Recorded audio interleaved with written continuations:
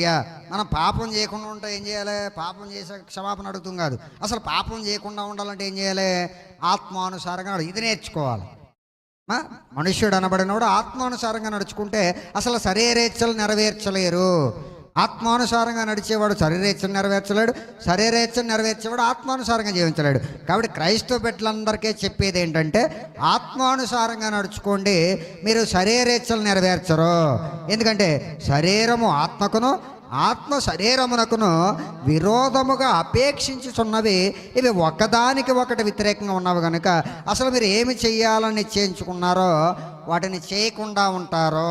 అంటే ఒకవేళ పాపము చేద్దామనేటువంటి ఆలోచన కలిగిన, శరీరేచ్ఛలు ఏమైనా నీలో ఒకవేళ కలిగినా కూడా అవి చేయడానికి ఆత్మానుసారంగా జీవిస్తున్నావు కనుక ఇది ఆటంకంగా ఉండి ఈ ఆత్మ శరీరం ఒకదానికి ఒకటే విరోధముగా పోరాడతాయి. హల్లెలూయా.